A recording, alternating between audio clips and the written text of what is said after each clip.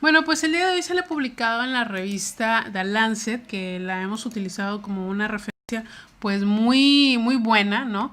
Porque es una revista que tiene muchísimos años hablando sobre ciencia, porque hay de todo tipo de temas en The Lancet. Y pues bueno, hoy se habla sobre que el COVID-19 no sería en sí una pandemia, sino una sindemia. Pero a ver, vamos a regresarnos a nuestros temas de mortales, ¿no? Que no somos especialistas en el tema. ¿Cuál es la diferencia entre pandemia y sindemia?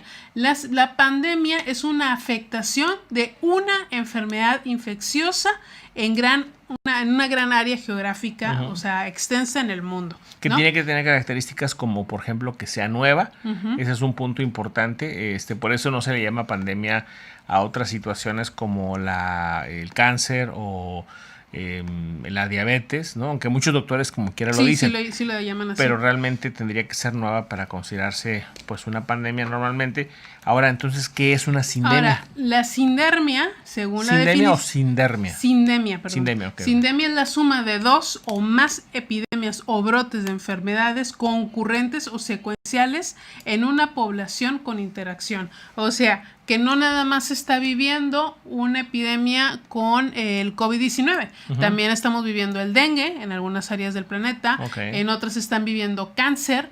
En otras están viviendo sarampión, entre otras muchas, ¿no? Y se cree que podría ser peor por lo que ya hemos hablado varias veces aquí, que son los daños colaterales. Muchas personas están dejando de irse a checar pequeños problemitas que notan por medio del contagio del COVID. De hecho, dentro de lo que hemos visto en este tema de la sindemia, es precisamente ese el problema. Cuando una pandemia, ¿no?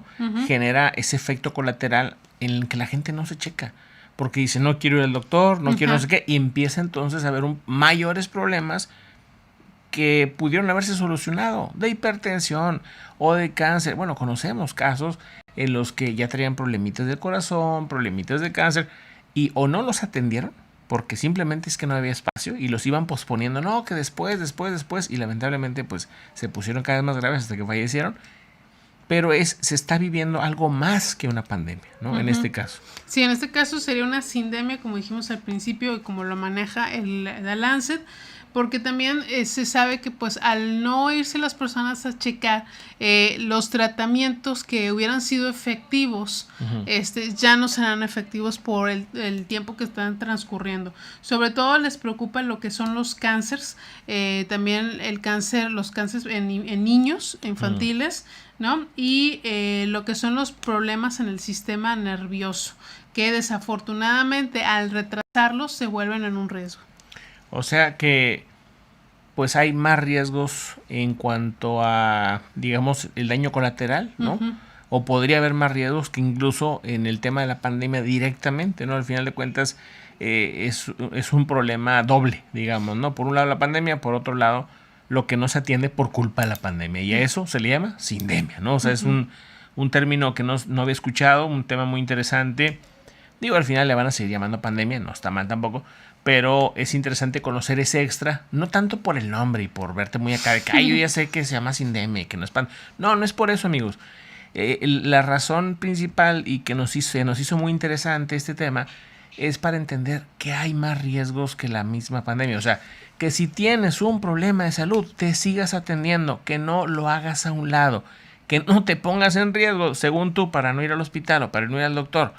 Y resulta, pues, que el problema a lo mejor se te está agravando y no te estás dando cuenta. Entonces, lo que decía The Lancet es el mismo riesgo ir con el doctor que ir al súper. Entonces, oye, si tú ya vas al súper, ¿no? Si tú ya vas a ciertos lugares por necesidad, pues bueno, nada más sigue las medidas, obviamente. Sigue las medidas, pero ve que te chequen ese problemita que traes para que no nos convirtamos en parte de una estadística y decir, hubiera checado, me hubiera no sé qué.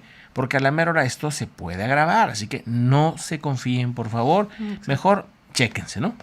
Exacto. ¿Qué más? Pues ya vámonos a la siguiente, ¿no? Vamos a la siguiente información.